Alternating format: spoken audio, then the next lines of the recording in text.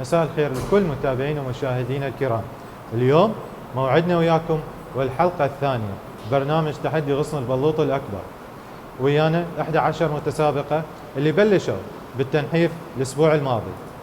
بنات كلكم صار لكم هسه أسبوع إن شاء الله كملتوا التنحيف. خلينا نشوف صار وياكم ما صار، محتاجين ناخذ آرائكم. المشاهدين دا ينتظرون صار ما صار. أعزائي المشاهدين خليكم ويانا وخلينا نشوف آراء متسابقات والصار وياهم هذا الأسبوع بالتنحيف.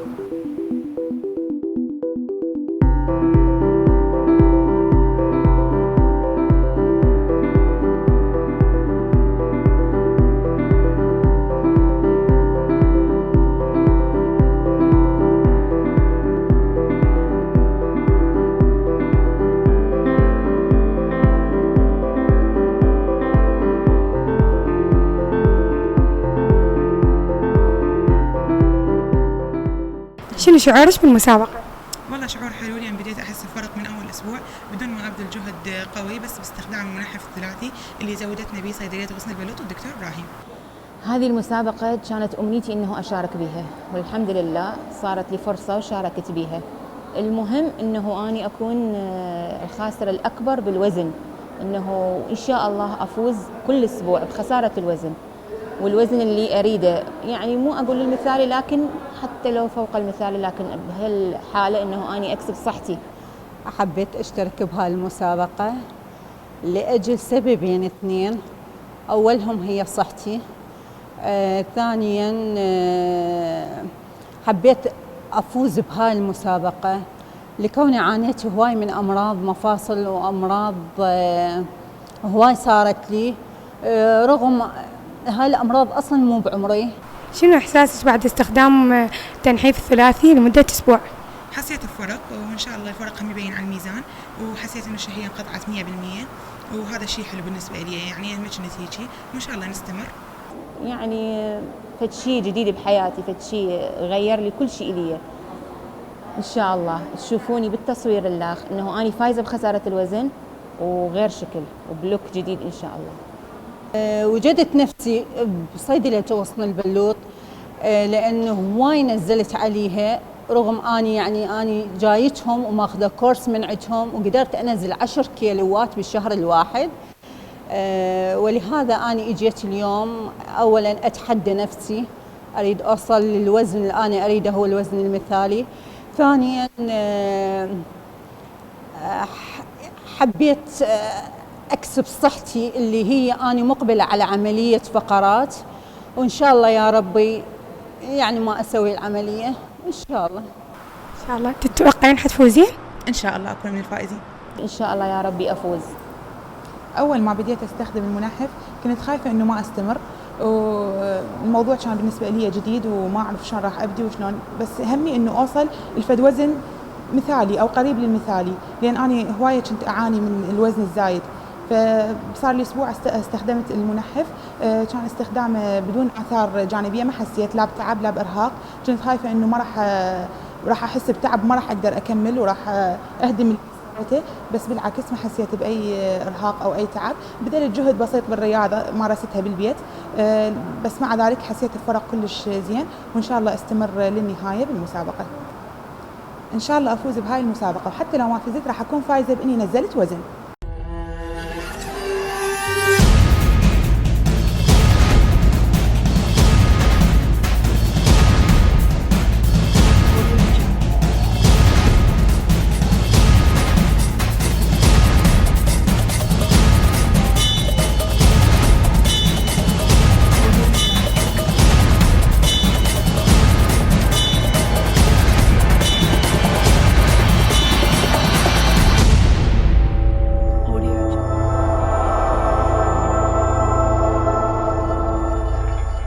وهسه اعزائي المشاهدين، بعد ان شفنا اراء المستخدمات برامج التنحيف اللي بلشوا وصاروا لهم اسبوع، هسه صار موعدنا وياكم بالوزن. كل وحده بيكم راح تصعد على الميزان، وخلينا نشوف كل وحده بيكم ايش قد خسرت وزن او ما خسرت، الله اعلم. مستعدين؟ يلا خليكم ويانا وخلينا نشوف الوزن. وهسه صار موعد الميزان وموعد الحساب، واول متسابقه عندنا دنيا. يلا دنيا تفضلي على الميزان. مناسبة دنيا كان وزنها 96.66. خلينا نشوف الوزن. 91.8. ما شاء الله ما شاء الله عليك، ما شاء الله، حلو، برافو عليك، برافو. نزول هائل، يعني انت باسبوع واحد محققه شي 5 كيلو. قال بالله طلاب شنو النزول هذا؟ يلا الحمد لله، عاشت ايدك. يلا تفضلي. وهسه عندنا المتسابقه اللي بعدها، المتسابقه الثانيه. نرجس مستعده؟ ها؟ فما خايفه.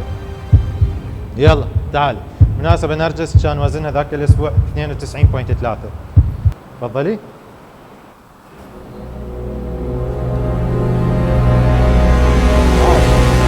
88.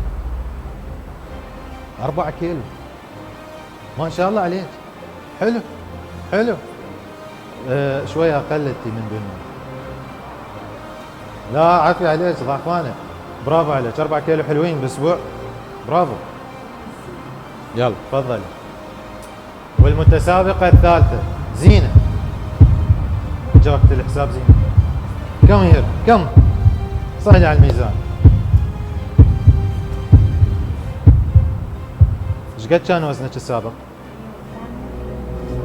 108.3 وزنها السابق. اليوم 103 ونص، يعني هم 5 كيلو. شنو انت؟ برافو عليك، برافو عليك، عفارا عفارا. يلا ان شاء الله المزيد والمزيد. لا العفو، تفضلي زين. والمتسابقه رقم 4 وفاء، تفضلي على الميزان. قبل لا تصعدين ايش قد كان وزنك السابق؟ 94.7. ايش تصورين اليوم ايش قد؟ والله ان شاء الله يعني لازم ان شاء الله ايش قد؟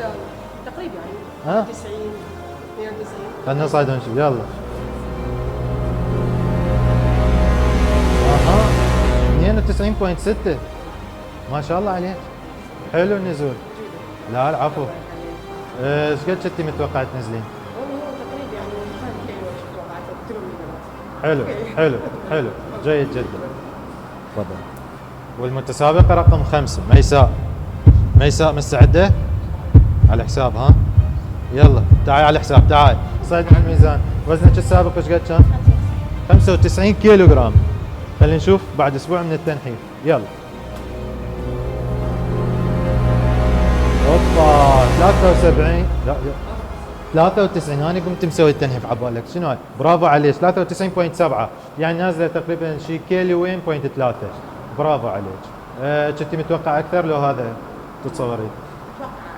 متوقع اكثر. حسيتي بالملابس شيء افرق يعني؟ ان شاء الله، ان شاء الله القادم افضل وافضل.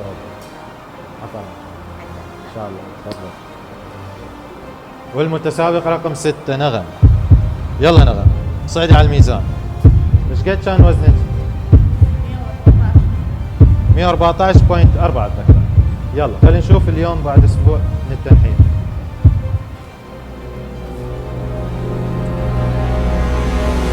مية 13.3.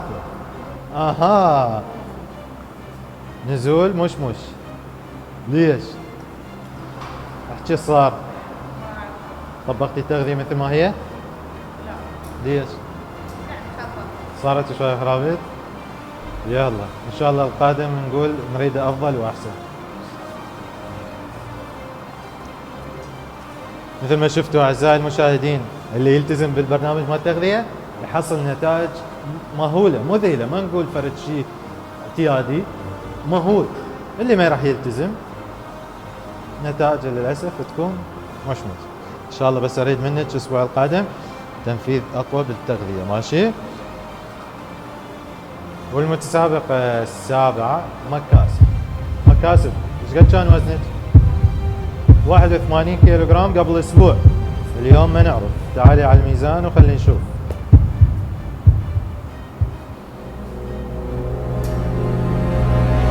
ما شاء الله 76 ونص، ما شاء الله نزول مذهل. ان شاء الله عفارم عليك برافو. يعني عندنا 81 6 يعني 4 ونص تقريبا.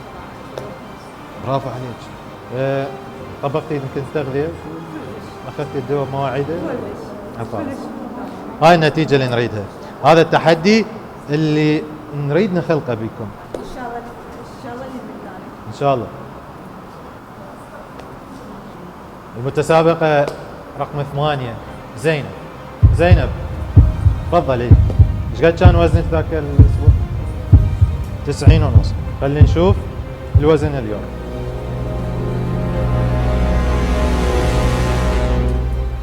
89.7 يعني تقريبا كيلو. يلا ان شاء الله نقول القادم افضل، نريد من عندك التزام اكثر واكثر.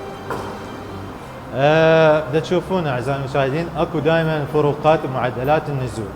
طبعا هاي الفروقات هي موجوده عند كل البشر، مو هذا مثال مبسط دا نقدم لكم اياه اليوم. معدلات الايض تفرق، عندنا العمر من شخص لشخص يفرق، ياثر ايضا على معدل النزول. عادات التغذيه تفرق، رغم انه الجميع احنا نعطيناهم برنامج تغذيه واحد، لكن اكو فروقات بسيطه تصير من بيت لبيت، وهذا شيء طبيعي.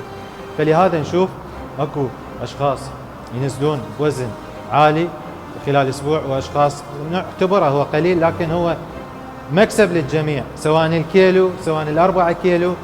ان شاء الله الكل يقدر ينحف بالوزن. خليكم ويانا وخلينا نشوف المتسابق القادم. والمتسابق رقم 9 وفاء، مستعدة؟ شو مصخنة مالتش ان شاء الله. لا نريد تحدي وحماس. شنو هاي؟ وزنك السابق كان 101 ونص تقريبا. تعالي للميزان وخلينا نشوف اليوم.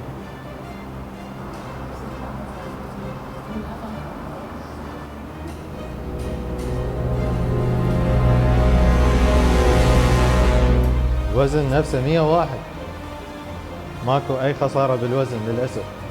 ليش؟ حسيتي اكو فرق دا يصير بالملابس؟ هذه الحالة تواجهنا بين يعني من كل تقريبا 100 2 يلاقون فرق بالملابس، بالكمر مثل ما نقول، بالفناطير بس بالميزان يطلع نفسه. لا تهتمي، يلا ان شاء الله القادم افضل. اهم شيء انت تشوفين فرق. لا تفضل. شو نسوي؟ نتمنى لكم انه دائما تنزلون اكثر واكثر، لكن الواقع يفرض علينا اموره بغير شكل. خلينا نشوف متسابق الان. متسابقه ويانا رقم 10 ازدهار. تفضل ازدهار على الميزان. ايش قد كان وزنك ازدهار؟ 111 ونص الوزن السابق. خلينا نشوف بعد اسبوع.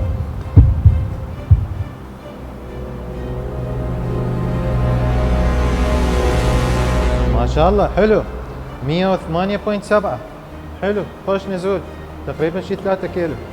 برافو عليك، برافو. هذا اللي نطمح له وهذا دائما اللي نشجع عليه. معدل نزولك جيد جدا، ان شاء الله القادم افضل وافضل. لا العفو العفو. خلينا نشوف المتسابقة الأخيرة ايش قد نزلت وزن. المتسابقة الأخيرة ويانا ست رويدة. مستعدة؟ تفضلي على الميزان. الوزن السابق لحضرتك ايش قد؟ 96.5 قبل أسبوع. اليوم تصورين نفس الوزن لو نازل؟ أخاف صاعد. يلا تفضل.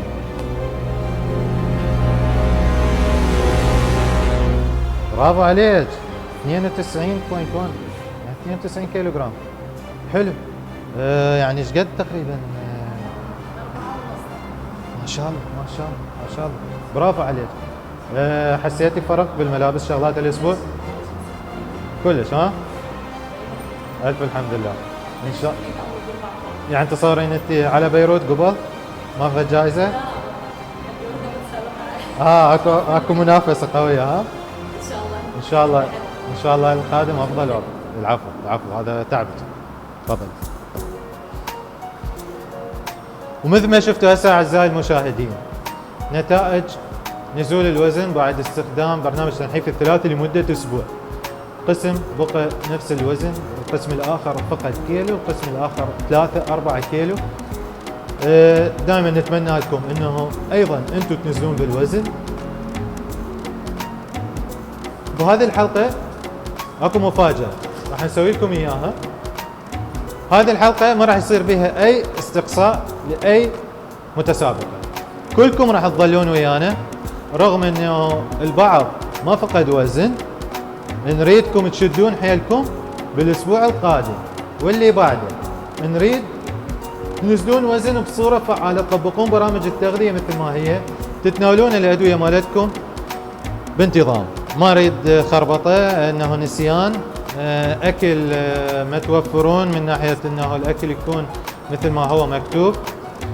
مفاجاه رقم 2، مو قلت لكم ماكو استقصاء هالاسبوع، ما راح نخلي اي وحده من عندكم تغادر.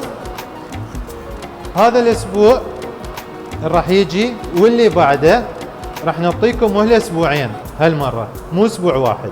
اي بمعنى معدلات النزول راح تصير عندكم اكثر. من بدال ما عندي اسبوع واحد للنزول، لا راح نعطيكم اسبوعين. اي بمعنى بعد اسبوعين يلا راح نصور الحلقه القادمه، نعطيكم مجال اكثر تطبقون برامج التغذيه، تتعلمون، تعطون فرصه لنفسكم اكثر انه تتثقفون غذائيا. مثل ما نقول ناخذ نمط، نتعود للمستقبل. احنا هدفنا وياكم اليوم صح نضعف، لكن ما نريد باكر عقبه ورا ما ضعفنا وزننا نكتسبه مرة الاخرى لمجرد مرينا بمرحلة قصيرة. نريد نتعلم كيف ناكل ونحافظ على هذا الوزن. فأتمنى انه اشوف اوزان خلينا نقول بها نزول قوي الاسبوع القادم. اوكي ان شاء الله. اعزائي المشاهدين بالختام ما يسعني غير انه اقول ان شاء الله القادم يكون افضل لنا ولكم وللمتسابقات. موعدنا وياكم بعد اسبوعين ان شاء الله. برنامج التغذية بنات راح نقول لكم اياه كذلك للسادة المشاهدين، حتى ايضا هم اللي يعجبه يقدر يتحدى ويدخل بضمن هذا التنافس ينزل وزن، يقدر يطبقه وان شاء الله ينزل وزن.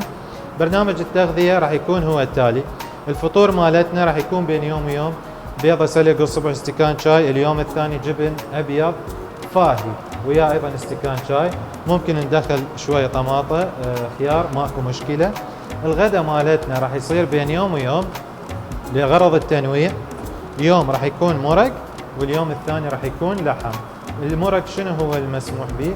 المرق طبعا احنا الاصناف اللي دائما نتعامل بها ضمن الدايت اللي هي دائما مرق الشجر، ممكن مرق باذنجان، مرق الفاصوليا الخضراء، قرنابيط، هاي كلها سعراتها قليله ممكن نتناولها بين يوم ويوم. قلنا اليوم الاخر شنو راح يكون؟ اللي هو عباره عن شيشين لحم وياها كاسه مال الزلاطه. هذه خلصنا. العصر ممكن نتناول ثمره فاكهه وحده، اي نوع من انواع الفاكهه عدا الموز، التمر، العنب، شنو اللي تريدوه العصر مسموح. العشاء مالتنا راح يكون عباره عن يوميا، ماكو بين يوم ويوم، يوميا هو نص صدر دجاج وياه طبعا شويه من الزلاطه. طبعا الزلاطه اعزائي المشاهدين دائما احب اذكر لكم اياها انه هي الزلاطه الكلاسيك، يعني ما بها اي امور او يعني مستجدات. دائما نلاحظ انه الزلاطات تضاف لها امور عجيبه غريبه، تضاف بها سعرات. الزلاطه اللي نتكلم عليها كلاسيك اللي هي طماطم خيار بصل فقط، ممنوع اضافه الزيتون، الملح، عفوا الزيوت تنحط عليها، ممكن اضافه خل ليمون عادي، فممكن فلفل اخضر نعم، بس هذه الامور بس. ما نخلي اكو قسم يحطون ذره ما ذره، هاي كلها كربوهيدرات نشويات ممنوع. فنتمنى ان شاء الله بالاسبوع القادم نزول اكثر. مستعدين؟ مو اسبوع لا سوري، ورا اسبوعين على التحدي كليتنا كلمه واحده. عفوا، يلا الى اللقاء، وان شاء الله انتم ايضا نازلين بالوزن. تشاو.